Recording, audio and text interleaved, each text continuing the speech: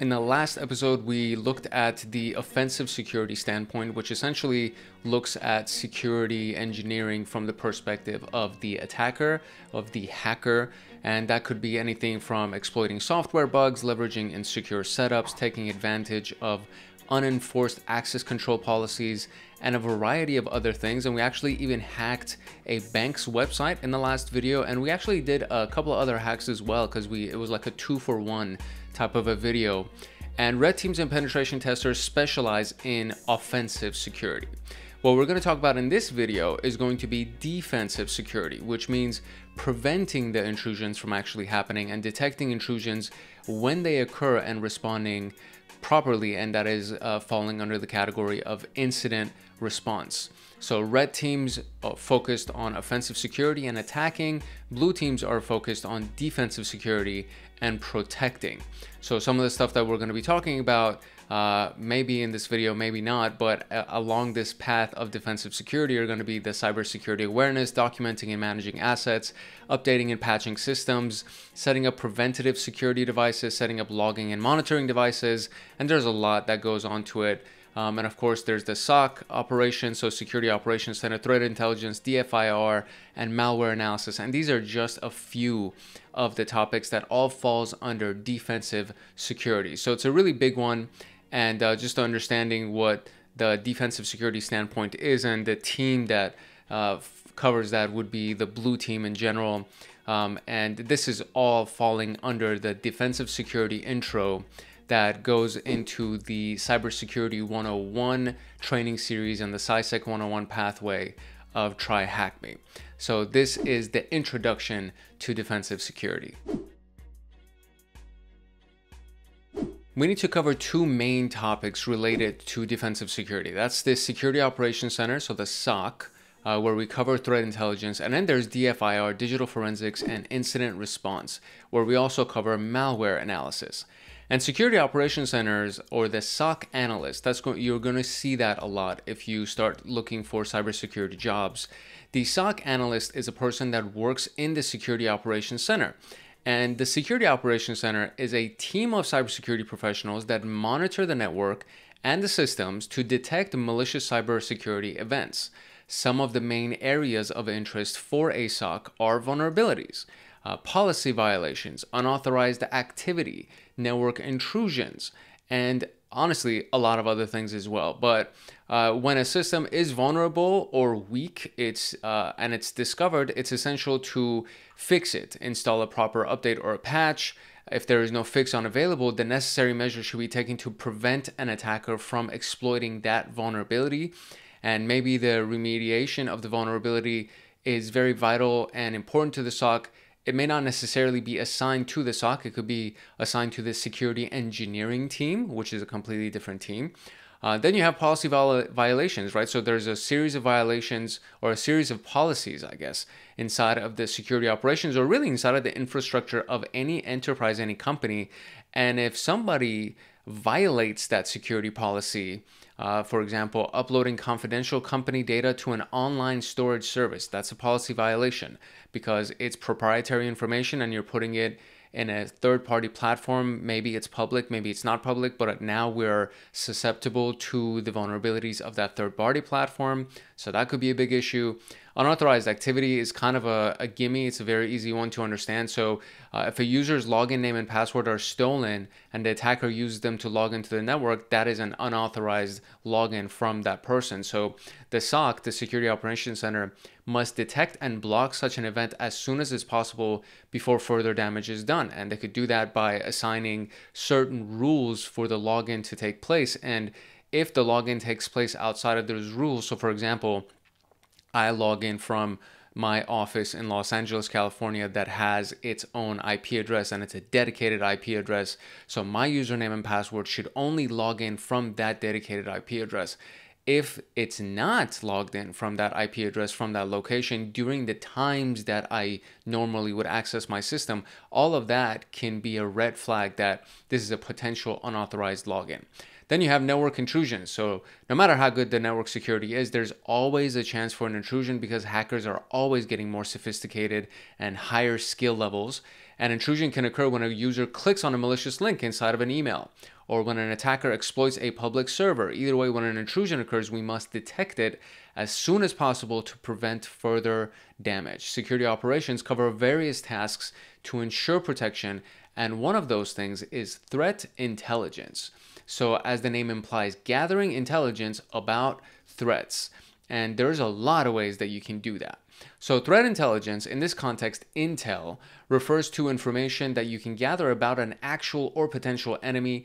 A threat is any action that can disrupt or adversely affect a system. The threat intelligence collects information to help company better prepare against potential adversaries. The purpose would be able to achieve a threat-informed defense. Different companies have different adversaries. Some adversaries might seek to steal data from a mobile operator. Other adversaries are interested in halting the production, a denial of service attack, for example. In a petroleum refinery, for example. Example adversaries include a nation-state cyber army. So that's sponsored by an actual nation, and they have an army of cyber attackers, which is very well funded, obviously, and it could be done for political reasons. There could be a ransomware group that's acting for financial purposes. Based on the target, based on whatever the company or enterprise is, you can expect what types of adversaries would attack them, right? And then from there, you can reverse engineer what your protection approach would be in that regard. Intelligence needs data. Data has to be collected, processed, and analyzed, and is collected from local sources like the network logs on your network and public sources such as forums or VirusTotal or CVE databases or MITRE. There's so many different sources of data that you can get. The Hive is like a really big one, and it's developed and fed into by other security analysts. So data processing arranges it into a format that's suitable for analysis. The analysis phase seeks to find more information about the attackers and their motives. Moreover, it aims to create a list of recommendations and actionable steps. So when you analyze the data about the threat, you have potential vulnerabilities that are connected to that you can reverse engineer. And once you've done your analysis of that, you get as much information as you need about your attackers and about their motives for wanting to attack you. And then you know what you need to do to fix that vulnerability and protect yourself against that threat. Learning about your adversaries lets you know their tactics, techniques, and procedures, their TTPs. As a result of threat intel, we identify the threat actor, which is the actual adversary, the hacker themselves, or the group of hackers, and you predict what they're going to do to hack you. Consequently, we can mitigate their attacks and prepare a response strategy if it ever happens. If they ever try to attack us, what do we do to protect ourselves? How can we protect ourselves so that we are secure completely, that they can't even attack us? But in case they actually do attack us, what do we do to respond to it? And that's what happens with incident response. Digital forensics is what happens after the attack has been done and you're trying to backtrack to see what happened. Incident response is a live environment. You respond to an incident as it is happening. Digital forensics and incident response covers, of course, digital forensics, incident response, and malware analysis. Forensics is the application of science to investigate crimes and establish facts. You've probably heard of forensics teams in CSI shows and anything that has to do with a crime scene, right? The forensic investigator comes on and they look at all the evidence that's on the crime scene. With the use and spread of digital systems like computers, smartphones, there's a new branch of forensics that is computer forensics, which evolved into digital forensics eventually. And in defensive security, the focus of digital forensics goes from analyzing evidence of an attack and its predators in other areas like intellectual property theft, cyber espionage, possession of unauthorized content, and consequently, forensics and digital realm focus on different areas like the file system, right? So analyzing the image of the file system, meaning the image of the computer's files, essentially a copy of the computer's files. That's what they refer to when they say getting an image of a system or their file system or the CPU itself, the machine, whatever it is. When you hear the term image, that means they're getting a copy of that thing, whatever that thing may be. And the system storage reveals a lot of information. So the file system reveals a lot of information, like the programs and the files that were created, the files that were overwritten, and anything that was deleted. System memory is something that we talked about in a few of our recent videos on this channel, having to do with the hard drive memory as well as the RAM, the remote access or random access, the random access memory, which is the live memory that gets wiped every single time the computer is restarted. So if the attacker runs a malicious program in memory without saving it to the disk, taking a forensic image of the disk of the file system is the best way to analyze its contents and learn about the attack, but as well as taking images of the RAM and of the hibernation file and the page files .sys, and all of this we talked about in the last video. So not last video in the CySec 101. It's one of the recent videos that was dropped on this channel. The CySec 101 will not cover those things. It's all very, very kind of foundational and entry-level information in our CySec 101 training series. So if you want to find the stuff about getting images of disks and getting images of RAM, you need to go find the videos that have to do with volatile memory. Then we have system logs. So each client and server computer maintains a log about what is happening. And there's a lot of different logs, different types of logs. There's literally dozens of log types. So you'll be able to find a log that pretty much associates with any type of activity that happens on a system, and they provide a lot of information about what happened. And if the attacker tries to clear their traces, meaning wipe their tracks, right? They try to erase their tracks, there's still going to be some traces that will remain in our various logs. And then we have the network logs, which is a different category of logs that track the activity that happens when somebody goes through the network, and they'll be able to answer more questions about whether the attack is occurring still right now and what is going on during that attack. Incident response is a data breach or a cyber attack typically, and in some cases it can be something less critical like a misconfiguration or somebody trying to attack you or a policy violation. And a cyber attack includes an attacker making our network or systems inaccessible, defacing them, meaning changing what the view looks like on the public website, or a data breach, meaning stealing company data. So if they make your systems or your services that you need to access, if they make those inaccessible so you can't access them, if they change the website and essentially do digital graffiti on your website, for example, or do some kind of a data breach where they're stealing data, these are examples of what a cyber attack might be. And if you respond to that, how do you respond to that? And that's what incident response really covers, basically. It's the methodology and the framework that needs to be followed to handle such a case. And in a lot of cases, there are playbooks for each company, and they have their own set of steps that you need to follow. It's not something that they're going to leave you to figure out on your own. There's more often than not, 99.9% of the time, there is some kind of a playbook with a set of steps that you need to follow, a call tree of people that you need to be calling and reporting to, so on and so forth. The aim here in incident response is to reduce the damage and recover your systems and your network in the shortest time possible. Your TTL, your time to live, needs to be as short as possible when an incident takes place.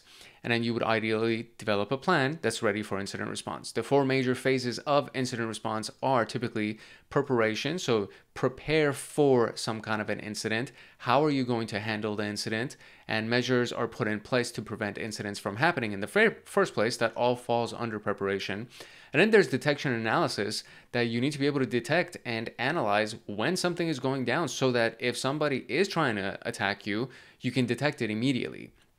And it could be very essential to analyze any detected incident further to learn about the severity of the incident. And if you do detect that something has happened, the next step is to contain it so it doesn't spread to the rest of your network and it doesn't spread to the rest of the machines that are inside of that network.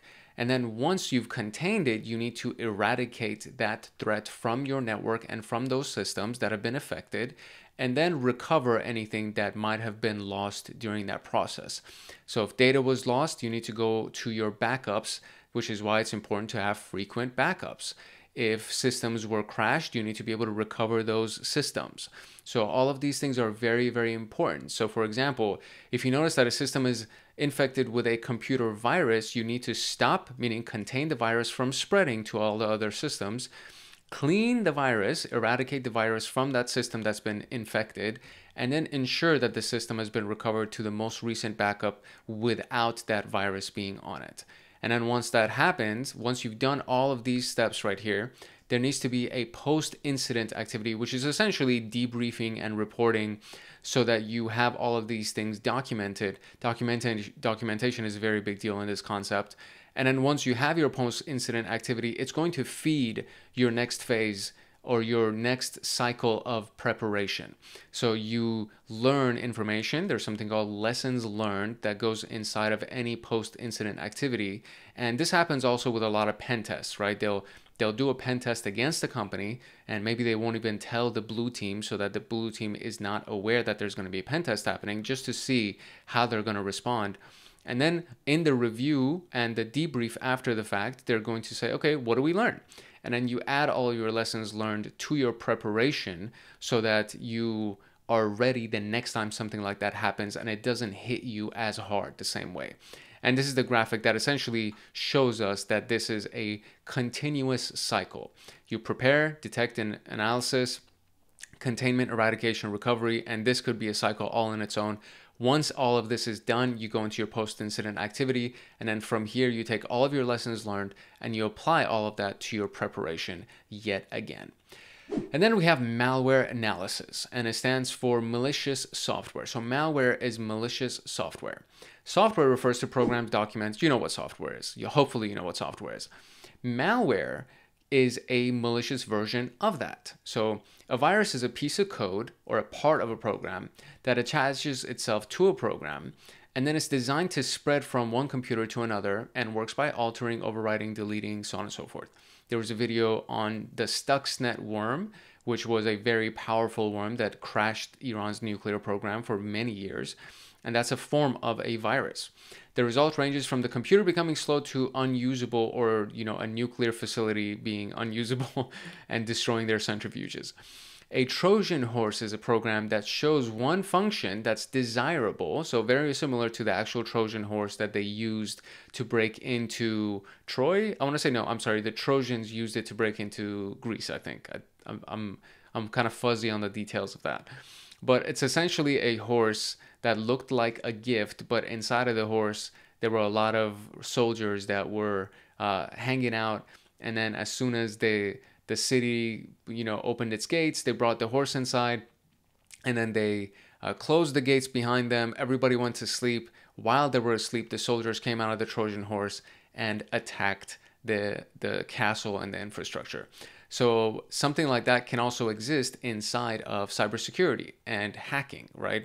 So it looks like a regular file, but inside of it, there's a malicious function that's hiding. And a victim might download a video player from a shady website, for example, that gives the attacker complete control over their system. Ransomware is malware that encrypts the user's files. And encryption makes it unreadable, or you really essentially can't do anything you need to. So you can't read the file, you can't access software, you can't use your computer in general. And unless you know that encryption password, you still are going to be essentially SOL and out of luck. And the attacker offers the encryption password if the user is willing to pay a ransom. And this has happened against a lot of big companies as recent as early 2024. So this is not something that is out of date. All of these things happen very regularly. And it's important for us to understand what these things mean. And this is also why backups are so important, because if they encrypt all of your data and you don't have access to any of it, you may need to reset your system because maybe you don't have the money to pay them, or maybe you don't want to pay them. You don't want to succumb to somebody blackmailing you, right? So if that's the case, then what you can do is have frequent backups, and then you just wipe the system, including the ransomware, and then you restore it from the previous backup. That's very important. So malware analysis aims to learn about such malicious programs using static analysis that inspects the malicious program without running it. And this usually requires solid knowledge of assembly languages and the processor's instruction set, the computer's fundamental instructions, so on and so forth. And then dynamic analysis works by running the malware in a controlled environment and monitoring what it does. And the controlled environment is known as a sandbox. And it lets you observe how the malware behaves when it's running. And if it does anything, or if it tries to do anything, it's inside of that sandbox and it can't attack the rest of your system or the rest of your network. So what would you call a team of cybersecurity professionals that monitors a network and a system for malicious events? They are called the Security Operations Center. And that was a lot of good stuff about the concept of defensive security, the various areas of defensive security. So now let's actually apply this in a practical example. All right, here's the scenario. Let's pretend that you're in a security operations center. So you're a SOC analyst responsible for protecting a bank. The bank's SOC uses security information and event management. It's also called a SIM, or you can pronounce it as SIEM. I call it a SIM. Both of those terms are interchangeable. The pronunciations are both fine. The SIM gathers security-related information and events from various sources and logs and presents them in one dashboard. If the SIM finds something suspicious, an alert is going to be generated. So there's this giant dashboard that has data coming into it from a bunch of different ports and network access devices and logs and so on and so forth. And if it detects anything that might be malicious potentially, it'll generate an alert, and then it's your job as the SOC analyst to look into it and see if it actually is an event of note or if it's a false positive. Not all the alerts are malicious, right? It's up to the analyst to use their expertise to investigate and see which ones are actually harmful. So you may encounter an alert when a user has failed multiple login attempts. While suspicious, this kind of thing happens, especially somebody went to vacation or something and they came back and they forgot their password. So that's very common. It doesn't happen. It's not something that necessarily means that they're being hacked, right? So additionally, there might be alerts related to connections from unknown IP addresses. An IP address is like a home address for your computer on the internet. So every device that accesses the internet has an internet protocol address. Literally, your TV has it. If your microwave is connected to Wi-Fi so that you can remote control your microwave, that has an IP address. So literally, as any device, it's also considered to be an IoT device. So things that can access the internet that are not necessarily machines are falling under the IoT, Internet of Things. So IoT devices all get IP addresses, as well as computers and cell phones and TVs and everything like that. So it tells other computers where to send the information that you request, your IP address. When these addresses are unknown, it could mean that someone new is trying to connect or someone is attempting to gain unauthorized access. So simulating a SIM is what we're going to be doing. So we're going to view this site, and it's a simplified interactive simulation of a SIM to provide us with a hands-on experience of what cybersecurity analysts actually go through.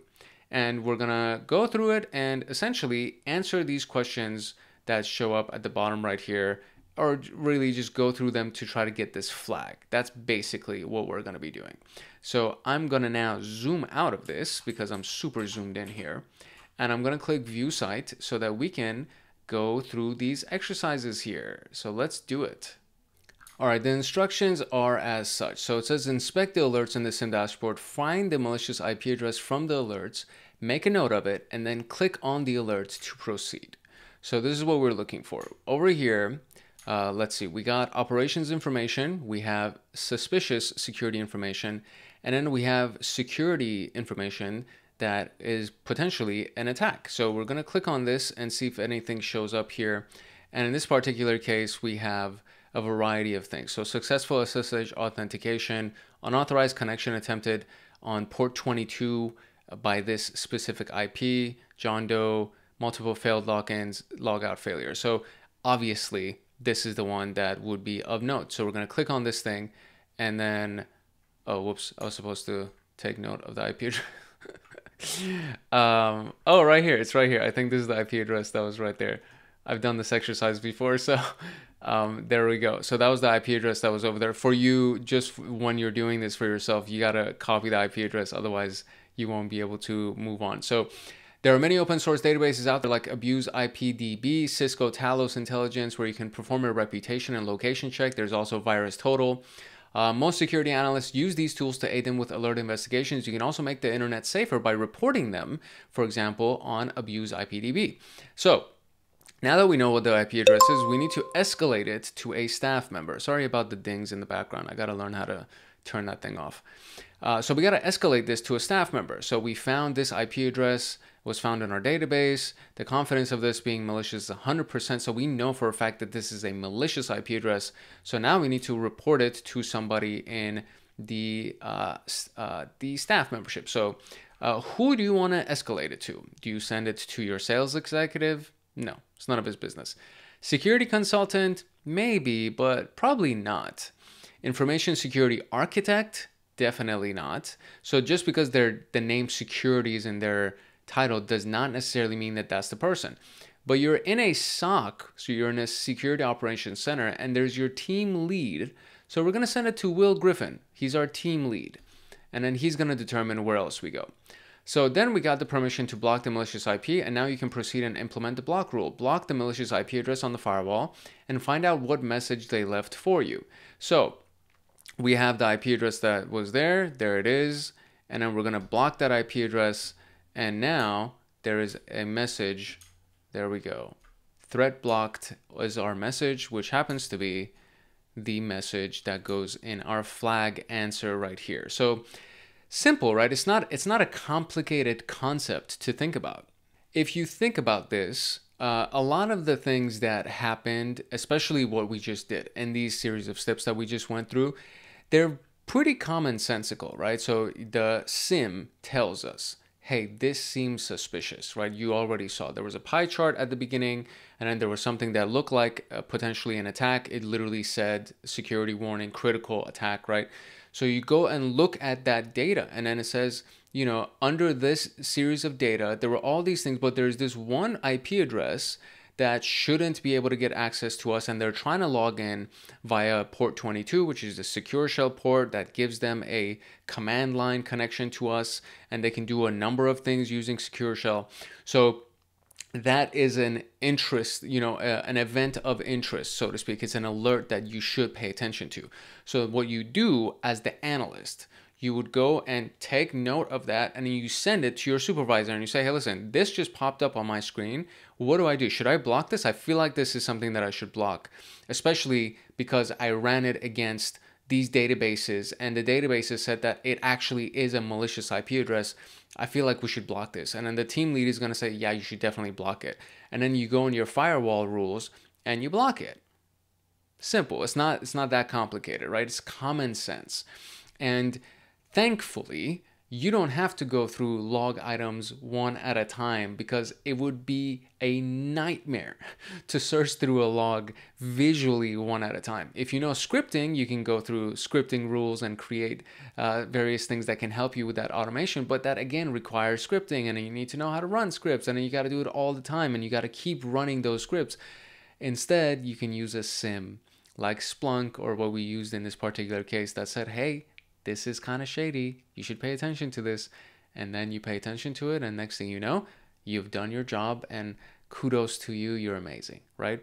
So it's not complicated. Defensive security is not complicated. Offensive security in itself is also not complicated, especially if you really understand the foundational aspects, the groundworks behind these things. So that was it for our defensive security intro in the CySec 101 training series. All right, so if you found this video useful, and if you would like to get access to more videos like this one, I do encourage you to come and check out our channel. And of course, make sure that you like, subscribe, and turn on the notification bell so that you get notified the next time that a video comes out, especially if you're interested in the CySec 101 training series, or if you want to go into SOC level 1, for example, or SOC level 2, or if you want to go into pen test, any of these things. These are dedicated playlists that have a lot of content in them, And the way that you can tell what came first is just look at the timestamp. All of these things have been organized in order of publication. So when you go into any of those playlists, you can see the very first video belongs to the start of that specific pathway. And you just get a lot of good information. I think you will find a lot of use from it. And I do encourage you to like, subscribe, and turn on the notification bell so that you get notified when a video comes out. And of course, come into the comment section, drop a comment. This specific training series was a result of this gentleman right here, Darnell, asking for a beginner training series. And I was like, hey, you know what? That's actually a really good idea. And we should do a beginner training series. So now we have the CySec 101 training series. So I do recommend that you drop a comment. I respond to all the comments that come in. And if it's a really good one, if it's a really big question, then I'll create a video in response to it, or maybe even an entire playlist in response to your comment. So definitely make sure you like, subscribe, turn on notification bell, and of course, drop a comment. And then there's the Hackaholics Anonymous membership community, which happens to be the premier YouTube community for security professionals and hackers. And this is something that I'm very passionate about. It's our membership community. It has 4 tiers. There's the supporter that starts at $4.99. And you get access to our Discord chat with me as well as all of our advanced members. And then we have the advanced memberships that they get Python automations downloads, they get exclusive content and exclusive documents and trainings that I create for them, and manuals and all these things. So there's a lot of stuff available for all levels. And it's something that I really am genuinely passionate about, to make the best platform, the best community on YouTube for people who want to go into the security profession, who want to become hackers, and you want to become security analysts, so on and so forth. So if you have not checked out Hackaholics Anonymous already, I would recommend you check out Hackaholics Anonymous. And you can either watch this little 14-minute video that explains everything, including all the perks, or you can click read more at the bottom right here and look at the description, and that will also show you what all the different perks are and what you would get. So if you haven't done so, definitely check out Hackaholics Anonymous. It's your boy Hank Hackerson at Hank Hacks Hackers, your favorite network and system attacker / protector. Love, peace, and chicken grease. If no one else loves you, Hank loves you, and I will see you in the next video. Later.